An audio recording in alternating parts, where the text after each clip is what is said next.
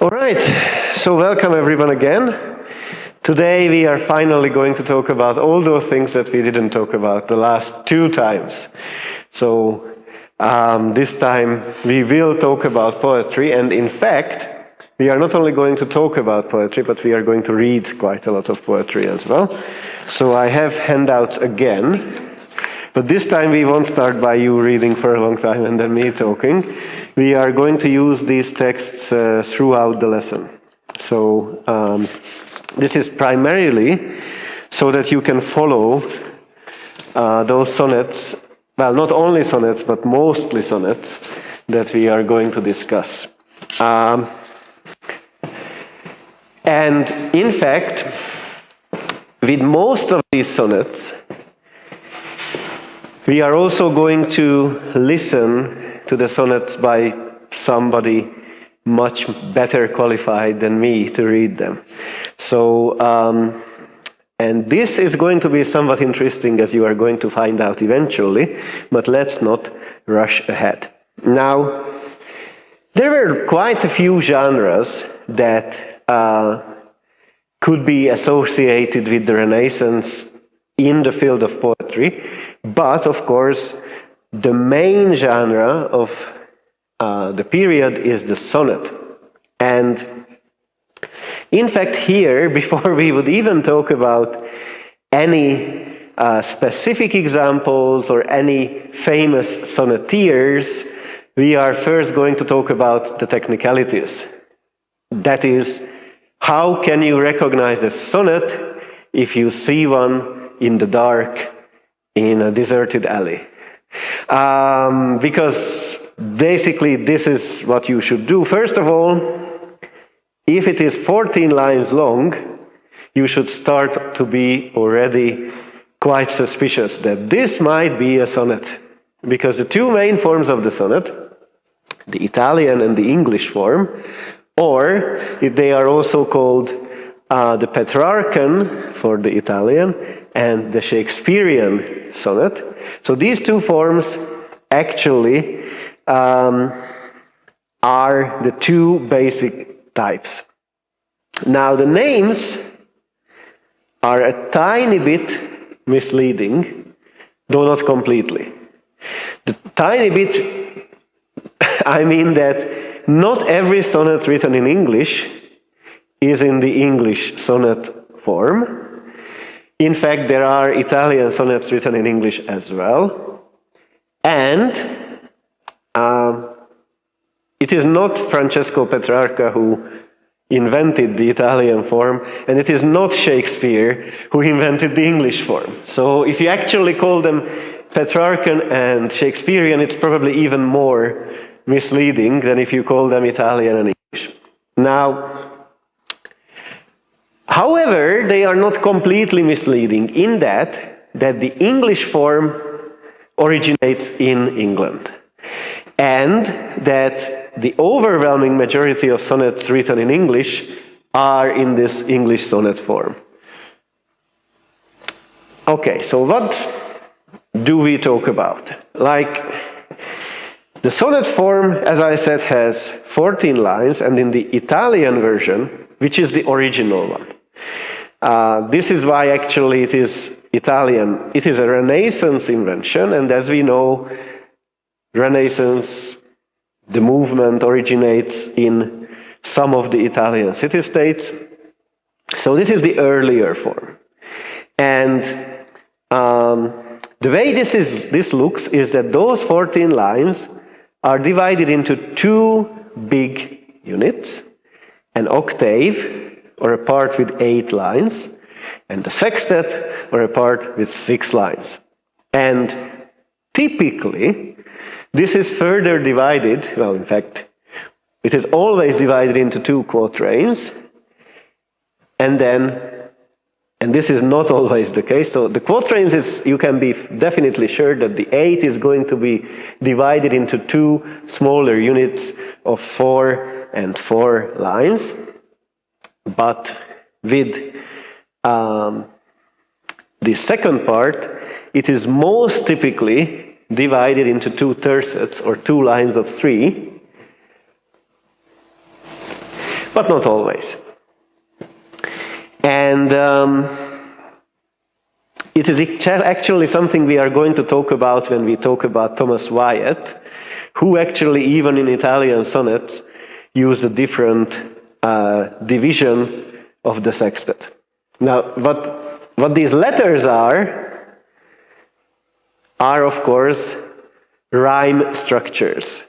This is not blank verse. Sonnets rhyme, at least Renaissance sonnets rhyme. And what this means is that in a fairly frequent format, you would have the first line rhyming with the fourth line, and with the fifth line, and with the eighth line, and then the second and third, and then the sixth and seventh would rhyme with each other. And then, with the sextet, it's a bit more complicated. There are a lot of possible varieties, equally popular.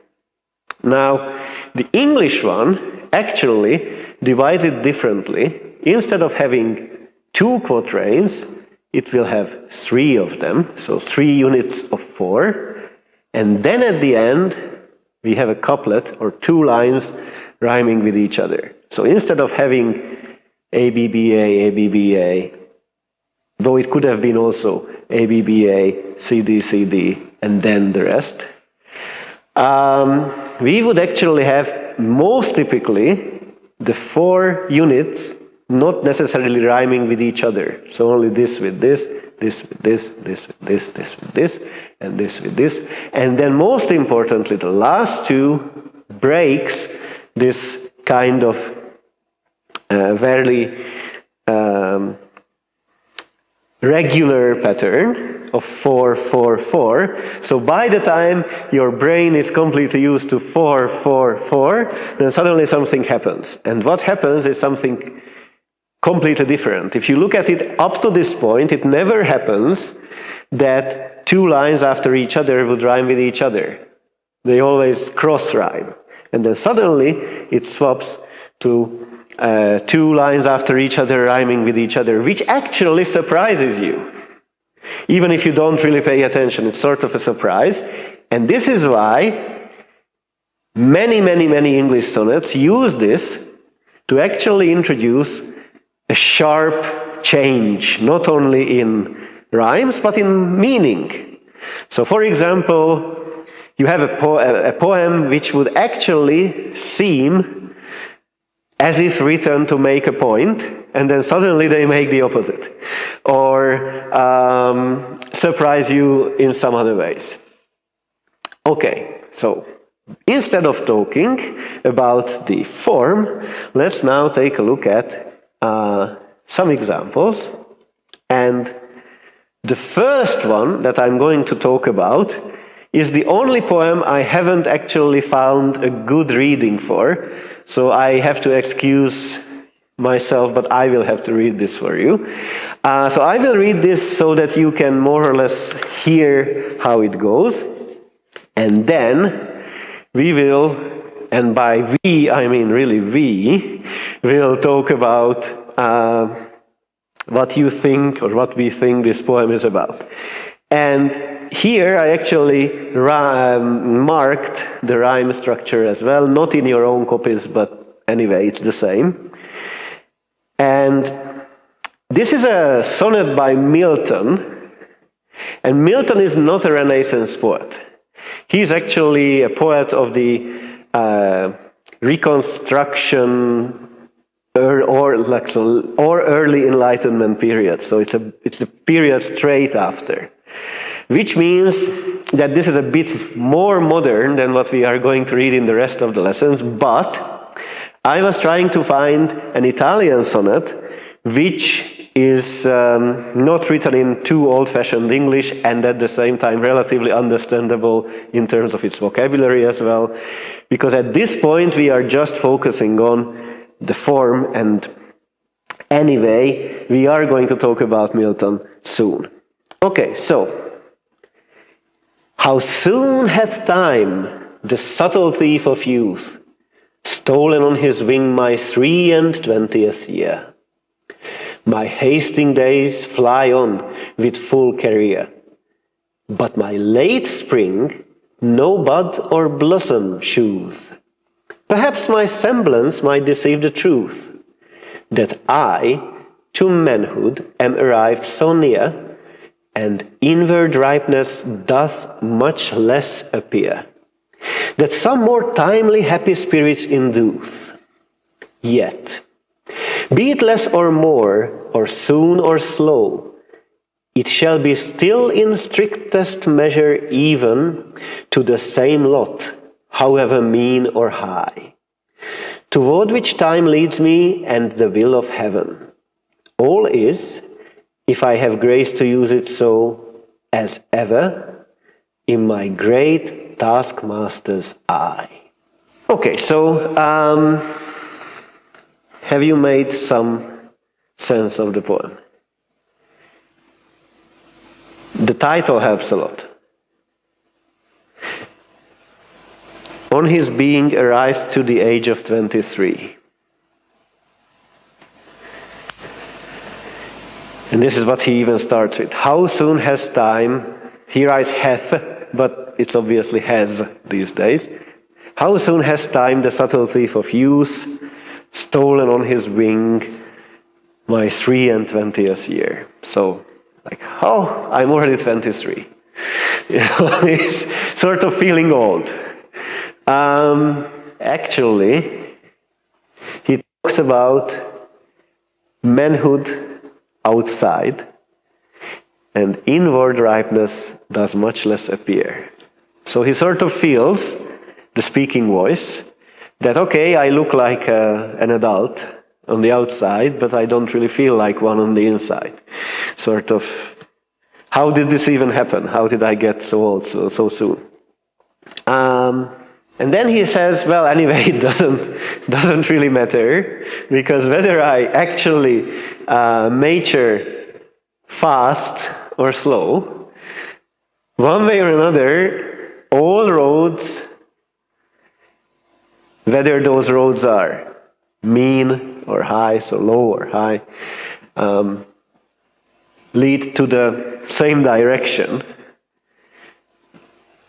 And that direction is, of course, eventually the other world. So, you know, his conclusion is, it is strange that I look more of an adult on the outside than I feel in the inside. But what sort of calms me down that one day I'm going to die and I'm going to heaven, probably. So at that point, it will no longer matter whether I mature fast or actually slow, and how I look and how I feel, because then everything is going to be the way God, the great taskmaster, has actually imagined it that it should be.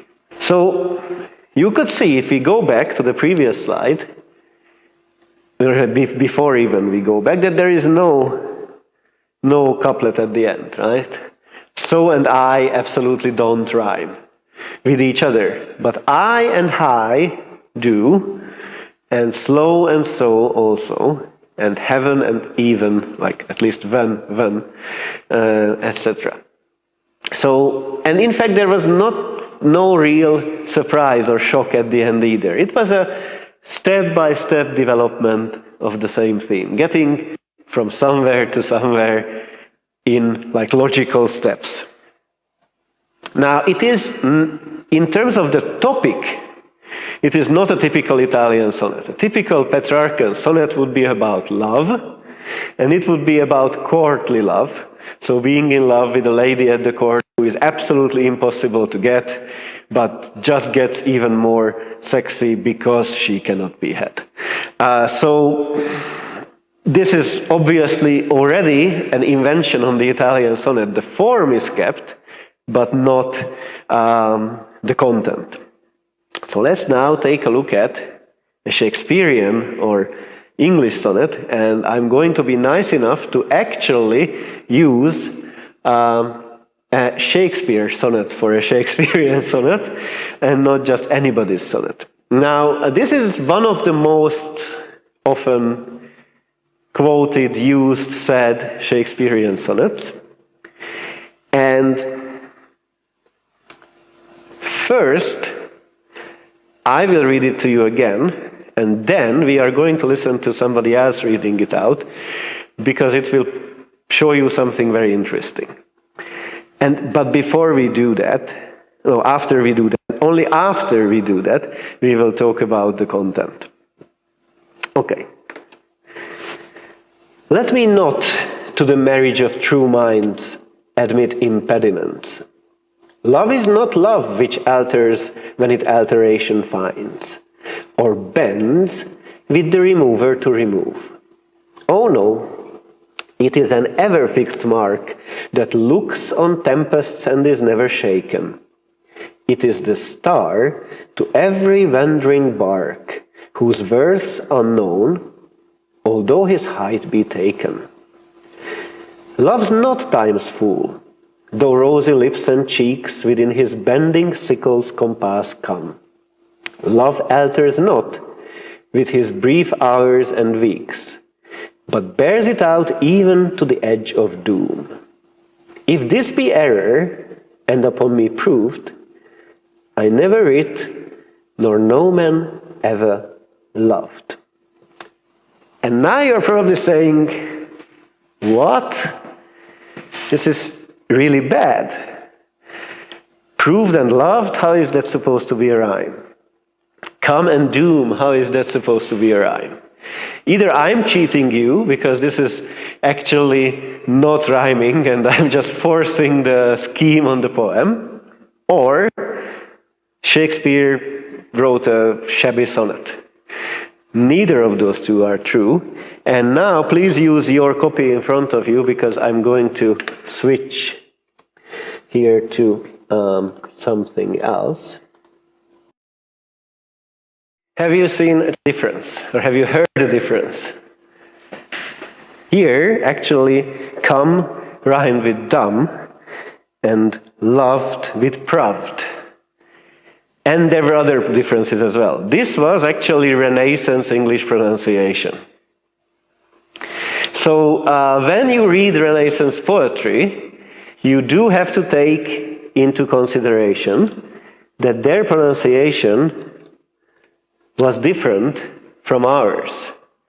And actually, throughout the Renaissance, a big change in pronunciation was in progress. In fact, Shakespeare is already, because it's late Renaissance, second half of the 16th and the beginning of the 17th century, that's already towards the end of the sound change. So, in fact, it happens relatively rarely with Shakespeare that we would actually have these kinds of I rhymes. We actually call I rhyme a rhyme that looks like a rhyme and is not a rhyme. But with earlier Renaissance poets, it happens much, much more often.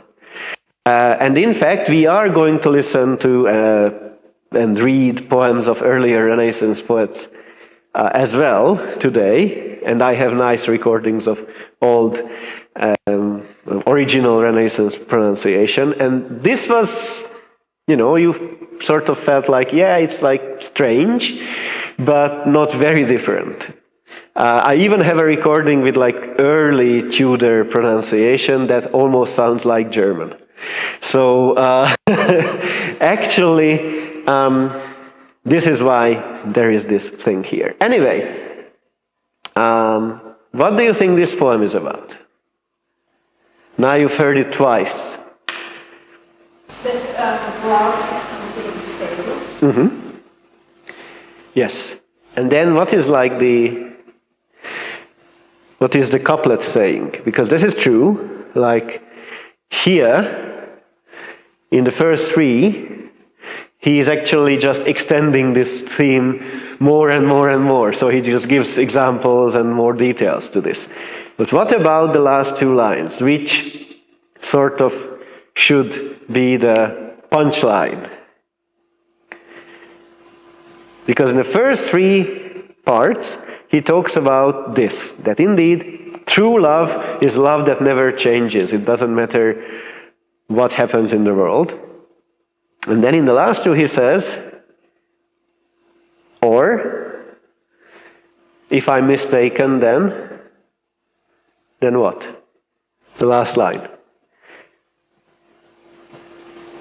So if actually I'm wrong, and true love is not stable and unchangeable and eternal, then either no one has ever truly loved, or I'm actually a really bad writer, one or the other. Considering actually that if you read more of Shakespeare's sonnets, and you find out how often he actually talks about somebody no longer loving him or him no longer loving somebody else, it might be a strong self-irony here, saying, you know, I might actually be a quack and not really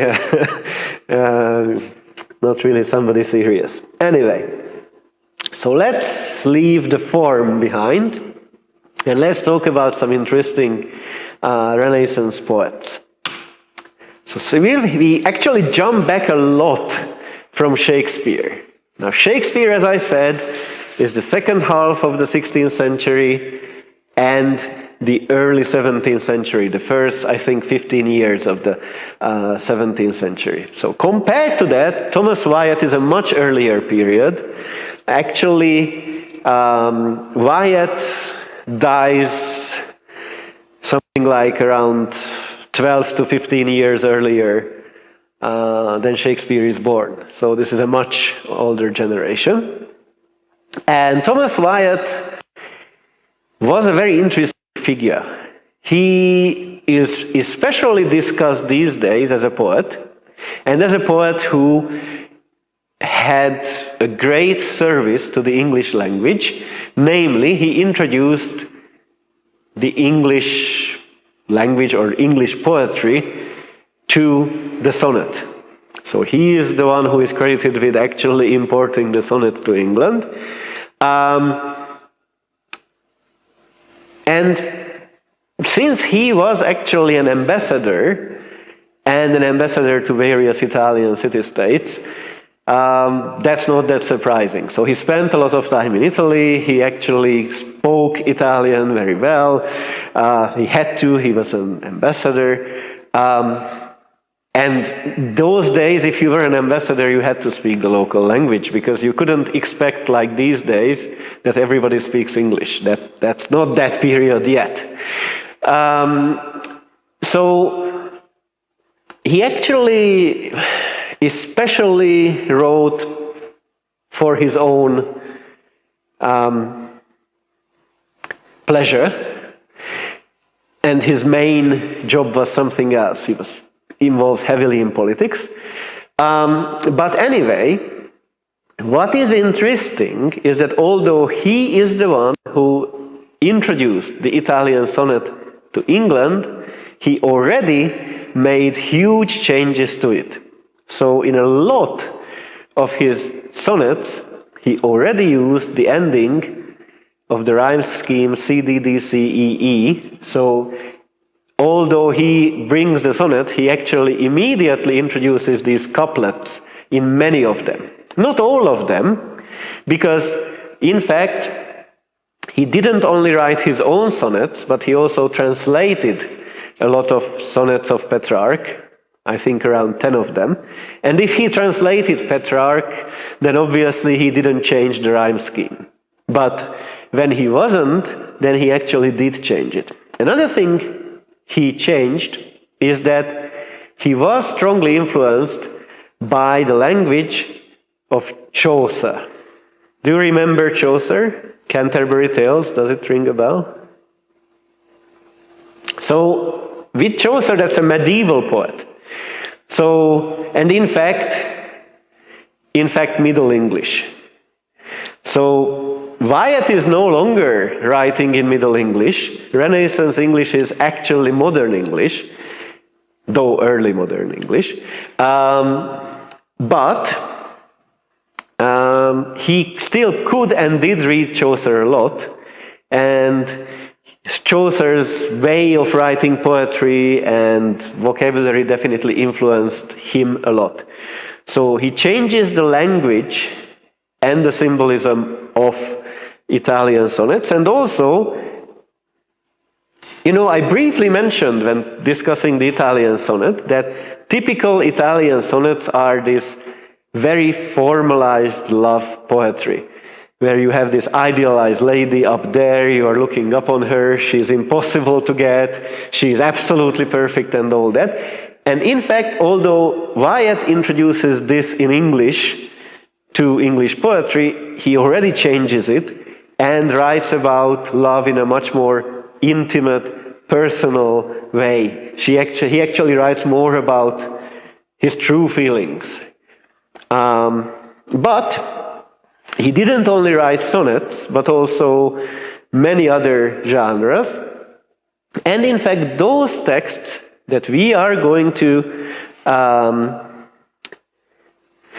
cover today, read and listen to today, are not sonnets. Because we will actually read a lot of sonnets, and I don't want to over-sonnet you too much.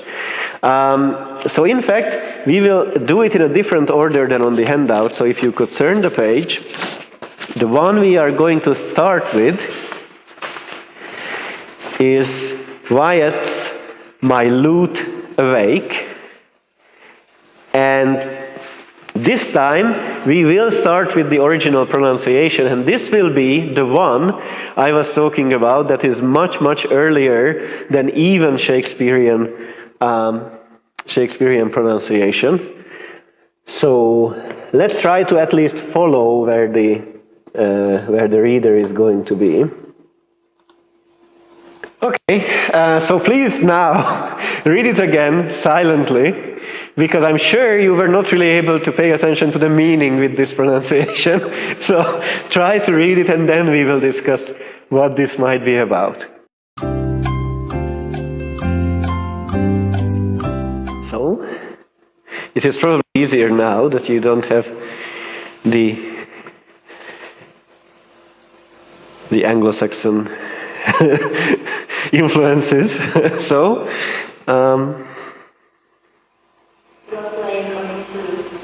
it is definitely about playing on his lute. And I've noticed he may be processing some kind of guilt over something I didn't understand then. There is guilt here, but who is guilty?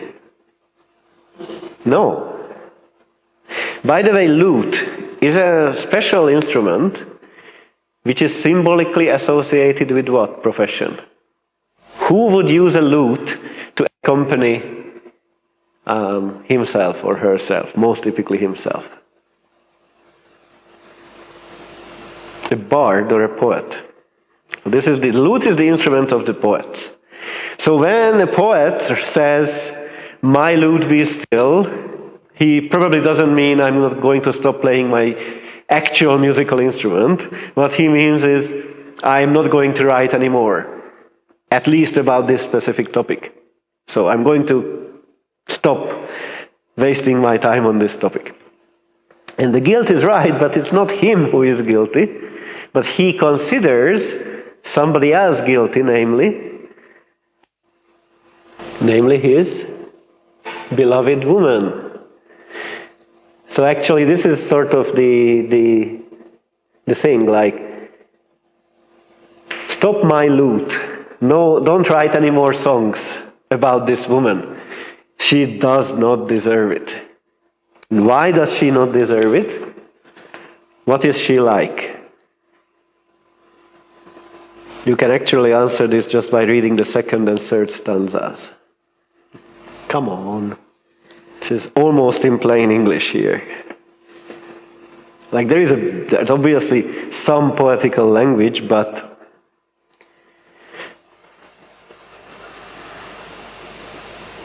That she doesn't care about his affection. Exactly. So, okay, I should not write any more poems to this lady because she is cruel, she doesn't care about whatever I do. I can write the nicest poems, I can do the nicest things in the world, she is still just actually sending me away. Which he actually says in these very nicely sarcastic ways. To be heard where ear is none. You cannot be heard if somebody doesn't have an ear. And my song may pierce her heart as soon. So I might reach her heart with my poems as easily as if I wanted to talk to somebody who didn't have ears. The rocks do not so cruelly repulse the waves as she, my affection, right? Even the rocks which are stopping the waves from taking away all the ground are not so strong as how strongly she resists me. So this is why, actually, he decides that there is no point. And this is not a sonnet, but this is absolutely anti-Petrarchan. In the Petrarchan tradition, the cruelest she is, the more he would want to get her. And this is not like that. He's like, I'm not going to do this. This is completely unnecessary. I mean, what's the point of all of that? She's just without a heart. But actually, he goes even further than that. Because he is not just saying, okay, I give up. But he actually warns her about what? That he is going to have his revenge, but not in a way that he himself will have any revenge. Actually, he says, no, I'm fine. I mean, don't worry about me. I will stay silent, but I will have revenge because you will regret that you play with people's emotions and consider love just a game, because the revenge will come how? Perchance thee lie weathered and old, the winter nights that are so cold, plaining in vain to the moon. Thy wishes then dare not be told. Care then who list, for I have done. And then may chance thee to repent the time that thou hast lost and spent, to cause thy lover sigh and swoon. Then shalt thou know beauty but lent, and wish and want as I have done. He is telling her, you're going to get old and ugly. And then you would regret that you didn't want me, because then nobody is going to want you anymore. Ha ha ha. So, this is actually like, okay, let's say a love poem, but it's not the kind of love poem that, oh, you're so perfect, I will give you everything. It's no, like, you don't want me? Well, just wait, just you wait, you will get it back. Not from me. Okay. So, let's listen to the other Wyatt poem before we go and have a break. And this is on the previous page. It has this nice title, Innocentia veritas viat fides circumdederunt me inimicim. It's in Latin, but we will return to what it means. Anyway, so let's listen to it first. And okay, no, I will tell you the title. It actually helps. It's actually a weird title, because some of it is in proper Latin. Some of it are just words in Latin next to each other. And there is one word which is not even Latin, just sort of fake Latin. So, the circumdederunt part, the last 4 lines, actually means my enemies are surrounding me. So that's proper Latin there. Then, innocentia is just innocence, veritas is just truth, and fides is just faithfulness. So basically, and Wyatt is nothing but it's his own name transcribed into Latin-looking something. So basically, the title is Innocence, Truth, Wyatt, Faithfulness, my enemies are surrounding me. And another thing that is important, this, just like the previous poem by him, has a refrain, and the refrain here always includes circa regna tonat, which is not a full sentence, so again it can mean several things, but most typically it is like all around the kingdom thunder blows. There is thunder, so thunder is heard all around the kingdom or something like that. Okay, so nice and happy poem, right? Not really.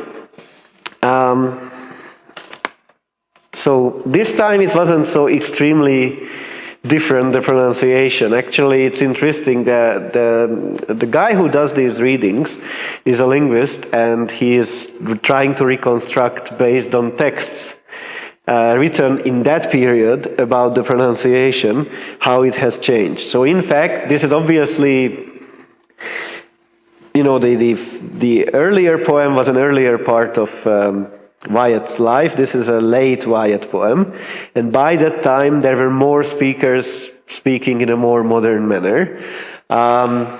But of course, Wyatt himself wouldn't have changed his pronunciation, but we cannot actually know how specifically he spoke.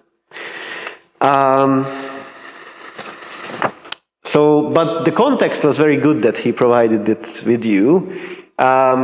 He was actually allegedly a lover of Anne Boleyn, and as we know, Anne Boleyn was one of the wives of Henry VIII, and she was one of those wives that were executed for being unfaithful to him. Well, if the truth that Wyatt was his lover, the theory that Wyatt was her lover is true, then actually Boleyn really was unfaithful to Henry VIII. Interestingly though, Wyatt dies in 42. This is a poem he wrote in 36. And Boleyn is executed. He watches her being executed, and he isn't. Like, he lives 6 more years. So that's actually a weird sense of fairness. But anyway, he at least is thinking about what he sees and what happens to him. You know, the title, in fact, includes "My enemies are surrounding me." So what did you make of the poem? What is this about? Sorry? Grief. It's definitely grieving. That's part of it, yes. It's really a sad and dark poem. But actually he's talking about himself too. In a way, to maybe help other people, especially younger generations. Who list his wealth and ease retain, himself let him unknown contain. Who wishes to keep his wealth and comfort should keep himself unknown. Shouldn't be somebody important. Press not too fast in at that gate, where the return stands by disdain. So don't push too much on the gates of income, or return is it has several meanings. It can be monetary return, so financial gains, but it can also be just fame or something. So all kinds of profit. So don't push too much on profit, whether profit as in fame or profit as in money, because it stands next to disdain, of being like hated or unapproved of. Because in the kingdom there is thunder. And again, the high mountains are often blasted by thunder. So those who are like mountains, visible, big, in the public eye, are more often struck by lightning than the valley, the lowly, hiding valley, which is soft and mild and peaceful, etc. And basically, this is sort of the main message. And then, of course, you are right, the third stanza speaks about how he feels about what is happening to him. These bloody days, and by bloody he is not actually cursing here, he means really not metaphorically, but completely literally bloody, because he's watching as people are being executed one after the other. So these bloody days have broken my heart, my lust, my youth did them depart, they are all gone, and blind desire of estate, and my stupid blind desire for becoming rich and somebody.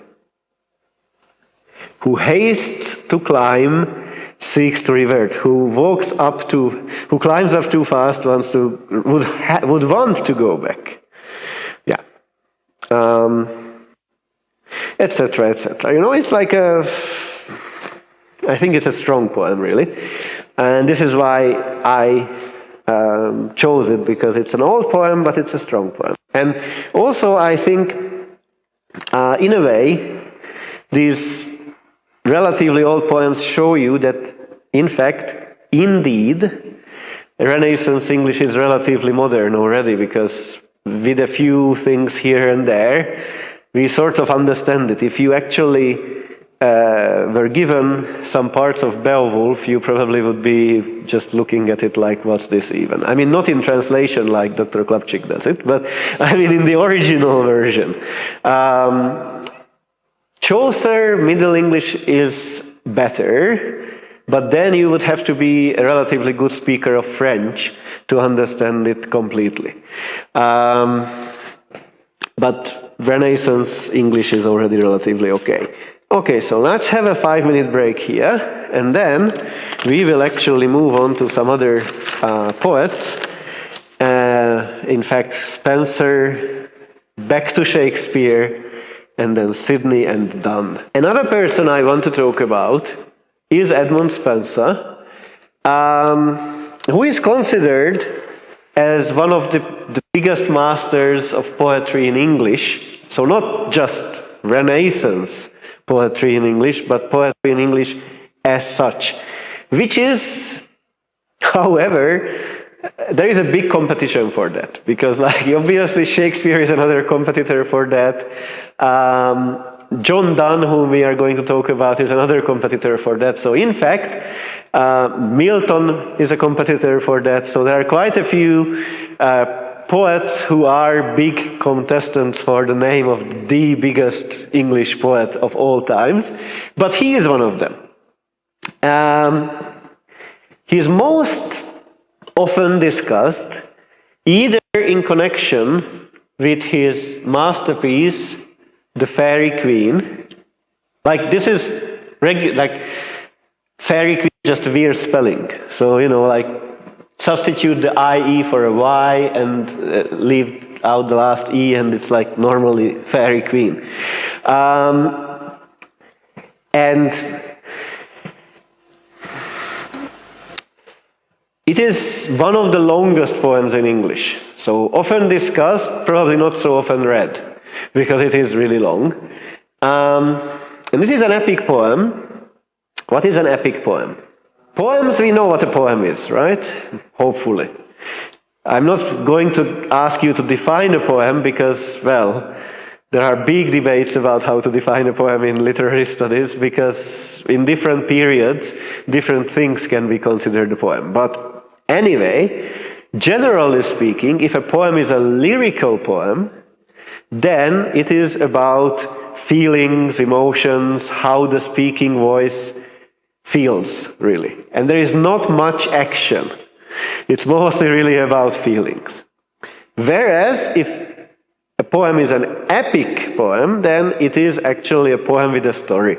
So it's a poem telling a story. Although, of course, epic has another meaning as well, especially in everyday discussions. If you call a film an epic movie, it is usually big, grandiose, and very dramatic, which is not unrelated to this meaning, because a lot of epics, like the original, like the old Greek epics, if you think about the Iliad, the Odyssey. Those are grandiose and big and majestic and all that. And a lot of the epic poetry is about kings and battles and so on. Not this. Obviously, with the title, The Fairy Queen, it is not going to be about gladiators fighting each other or anything like that. In fact, it is hard to say what it is about, actually. On the face of it, it is about a group of knights in search of various virtues. So they are not even like looking for specific things or people. They are actually trying to find various positive features, virtues, you know. And to make it even worse, it is an allegorical work. So everything is an allegory in it. Nothing is what it looks. But because of this, you can read it at several different layers. And one layer, it is not accidentally a queen. One layer is that for the majority of the poetry, it can be read as a praise of Elizabeth I. But towards the end, more like a criticism of Elizabeth I. So sort of he changed his mind. He was actually writing this throughout his career, and he didn't finish it. So it is actually one of the longest poems in English, but it's not finished. So had he lived longer, it would have been probably even longer. Yep. Okay. Fortunately, he didn't only write long and majestic things which are so complicated that there are millions of ways to read it. He actually also wrote, and this is the other things he is well known for, sonnets. Of course he wrote sonnets. And he wrote sonnets to his second wife, and those sonnets are in two groups, Amoretti and Epithalamion. But in fact, they are so much connected, these two groups of sonnets, that even when they appeared in print for the first time in his life, even then they were published together. So these are like two sets of sonnets, but have always been published together. But his earliest poetic work of book length, or anyway, not necessarily book length, but like of a major work, were the Shepherd's Calendar, which are eclogues, 12 of them, so one poem for every month. This is why it's a calendar, like a poem for every month of the year. Okay, so we are not going to read from the Fairy Queen, but we are going to take a look at one sonnet from Amoretti, from his love poems. And I'm not going to show you this time a Renaissance pronunciation. This is actually going to be read in modern pronunciation. So even though you are going to follow it with the reader, you can actually probably understand what's going on already at the beginning. So, what's this about? The strand is the beach. If you are wondering what does it mean, one day I wrote her name on the beach, so into the sand, but the waves washed it away. Then he wrote it again, and then the waves came again, and it again disappeared. So she says, what? She says, you're naive, right? Because not only will the water wash away my name as many times as you write it down in the sand, but also what? What does it mean? For I myself shall like to this decay, and eke my name be wiped out likewise. Like here means similar. Not he, is still the woman speaking, so she. So like, you're actually naive to do what you are doing, because not only will the water wash away whatever you write in the sand, but I myself will be washed away by life or by getting old or by nature or whatever. It's not specifically said. Similarly to how it actually washed away what you write in sand. To which he says not really. Why? What is his argument? That she will be eternal in his plans. Exactly. If I write your name, meaning in a poem obviously, not in the sand, then she is going to be eternalized because the poems will be remembered forever. And well, we can say he was right. You know, we are talking about 16th century, now we are in the 21st century, we are reading the poem, and it is true. I mean, actually there is no name in the poem, so it's a bit ironic, but anyway, like,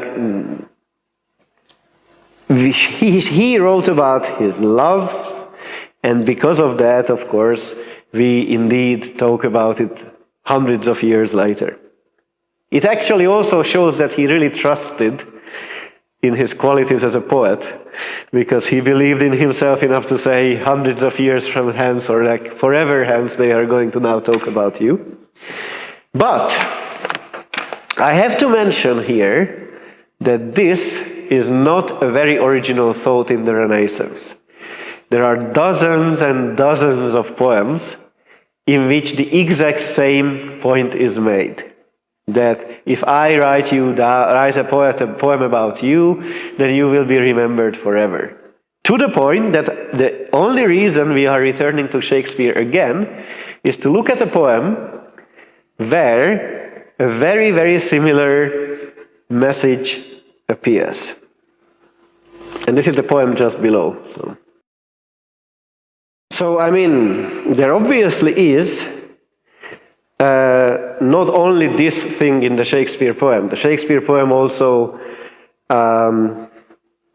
discusses something else, namely that it is not necessarily a good idea to write a typical love sonnet in which the poet would actually compare the lady to all kinds of, well, traditional things, like the sun, or the wind, or the seasons, or precious materials, or the sky. So actually, the first half is basically the speaking voice of the poem saying, I'm not going to compare you to all those things that poets typically compare women to in love poems, because those are actually false comparisons.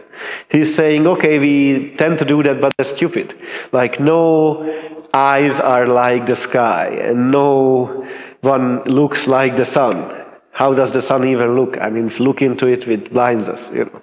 So, but he actually says, well, there is no point doing this anyway, because if I just write a poem about you, any poem about you, without comparing to anything, you are going to live forever, because now you are in a poem, and in a poem you live forever, just because I wrote a poem about you and people will read it and will think of you. So, you know, the same, like, part of the poem is different, but at least part of the poem is the exact same idea. And funnily enough, if you actually open Shakespeare's sonnets, which you can do, it's not that many of them, you know, then you will find out that just Shakespeare himself wrote at least, I mean, I haven't truly counted them, but something like 5 or 6 at least, with this same message in that. So it was not a very original thought, actually. But, interestingly enough, like we read Spenser, we read Shakespeare, we still don't necessarily feel that there is no reason to read one if we read the other. They are not exactly saying the same thing. One of them has this nice little funny situation, you know, of them writing in the sand, playing on the beach. It's sort of very cozy, familiar, intimate moment.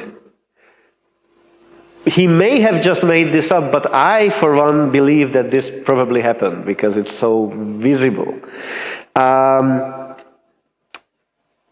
And then makes this point, whereas Shakespeare approaches it completely differently.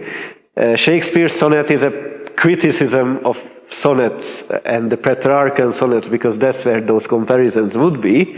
So it's more like a theoretical sonnet in a way, a genre critical sonnet, and then he makes the point. So let's talk about some more people. And here comes Sir Philip Sidney, who, again, was not just a poet, not just a scholar, but also a politician, like Thomas Wyatt, but he was even more of a traveler than Thomas Wyatt. Actually, Sidney traveled so widely that he was even in this part of the world. He was in Prague as well at some point. But just like Wyatt, he was also a politician, and he was even a member of the parliament. And his 3 main works, most typically discussed, are Astrophil and Stella, The Countess of Pembroke's Arcadia, and An Apology for Poetry, or A Defense of Poesy, or A Defense of Poetry. It has alternative titles. It was published under all of those 3 titles, but it all means the same.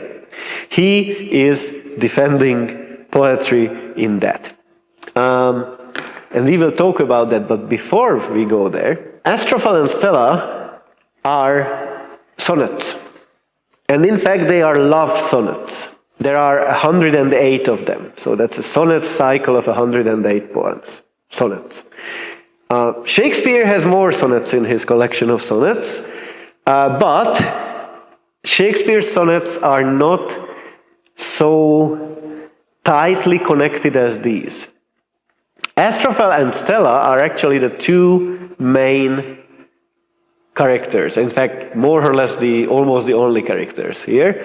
And Stella is a name for a woman, so obviously she is the one who is being loved here. And Astrophil, what does Stella mean? If you remember from the time when we were talking about the Bayeux tapestry, I mentioned that. What does Stella mean in Latin? Star. So, okay, this means star.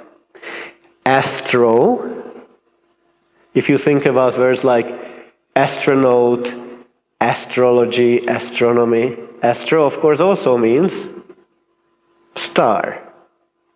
Just not in Latin, but in Greek. And Phil, I mean, normally we would write it with an I these days and not with an E. But Phil is, of course, a suffix used in words like pedophile, audiophile,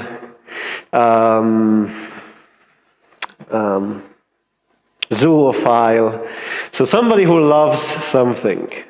So this is star and star lover. So this is the story of the person who is the star and the person who loves the star. And these poems actually Sidney wrote to the woman he loved. But this is actually special because it sort of vaguely has a story. So although these are sonnets and thus lyrical poetry, he actually organizes short lyrical poems in a way that it is getting somewhat narrative in the process, as the whole, not part by part.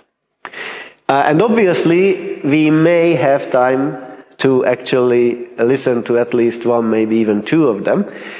But before we do that, let's talk a little bit about an apology for poetry. That is a prose text. That is not poetry. That is actually a text about, it's literary criticism, or even more, literary theory. So this is really talking about poetry, and not only poetry, but also about theater and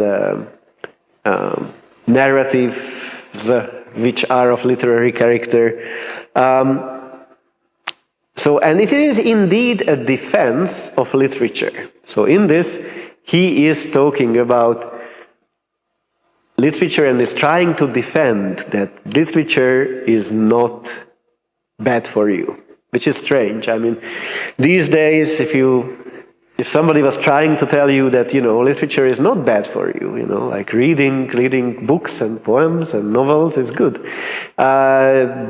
you would probably tell the person, well, you are definitely banging on open doors. Like, of course, this is not bad for you. But this is not necessarily the case in the Renaissance.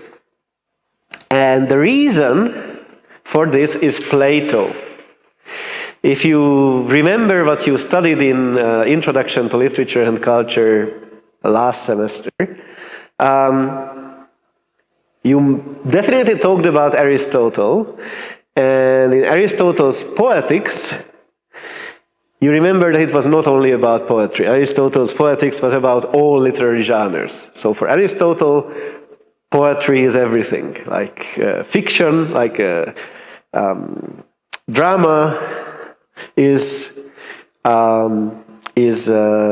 called poetry, and actually if there was prose narratives of literary stories, it would be also called poetry. And this is the same here. Sidney's use of the word poetry means literature, not poetry as such. But his problem is not with Aristotle, but with Plato. And you may remember that Plato said that that poetry, so all literature, is going to corrupt the young people because it is fiction, and fiction are lies. And, they should read history, so stories of kings, and because that's truth, that's not something made up. Or philosophy, because philosophy is science. So for the Greeks, everything was philosophy, which was not poetry or history. So basically, Plato's argument is that they should read either basically non-fiction texts, either historical non-fiction or scientific non-fiction. And the argument of Sidney is that no, there is no better way to teach people than through literature, because there is story, there are emotions which are making them, eat it up, all of it. It's so attractive, and yet you can put the same message in it that you would have in philosophy or in history, and this is a better way of teaching people because it's fun, and it doesn't corrupt anything. Now, you are saying, okay, that's all fine, but why does Sidney, a 16th century poet, feel the need to have a fight with Plato, who is long dead? Well, two reasons. One, of course, we are in the Renaissance, and we mentioned that they are rediscovering ancient Greek and Roman culture. So for them, the Greeks are the idols. But there is another reason, and the other reason is that not only Plato, but a part of his own contemporaries are attacking literature and the theater and many other things as immoral and corrupting. For example, the Puritans, but of course not only the Puritans, but the Puritans definitely. I don't know how far you got in your readings in the textbook, but if you have already reached the period with the interregnum, with the British Republic, when the Puritans take power, then they actually ban theaters and burn a lot of books, etc., because they consider them corrupting, because they are not either directly useful or the Word of God. So, in fact, he is not only fighting the ancient Plato, he is also fighting his contemporaries, some of them, when he is trying to argue that no, literature is good for you and is not going to corrupt you and is not going to have a bad influence on you. Okay, so let's try to listen to just the first of the two sonnets from Astrophil and Stella, sonnet 30. Sonnet number 30. So, you might be a bit lost as to what's going on here, because, which is fine, because you might say the last two lines do not seem to have too much to do with the rest, and this is a Shakespearean or English sonnet. It's supposed to have a punchline shocking you at the end, so if it shocked you, like, what is this even doing with the rest? Good. That was the aim. Because what is the first three things, the first three stanzas, what are those about? Not specifically, just in general. There is not much specific information there anyway. You might have noticed some adjectives and nouns in capital letters. What are those? Turkish, Poles, Muscovy, Moscow, French, Dutch, Holland, Orange Tree, Orange Tree, here are the House of Orange, Ulster, Scotch Court. What is he talking about? Nationalities and actually kingdoms. So he mentions kingdom after kingdom after kingdom, and basically he's talking about how people are asking him all the time about these. Remember that Sidney was also a politician and somebody who went abroad. So he's talking about politics, the politics of the day. Like, people ask him about foreign affairs. How are things with the Turks? How are things with the Russians? How are things with the French? How are things with the Northern Irish? A lot of this is like sort of almost eerily contemporary sounding, actually. But anyway,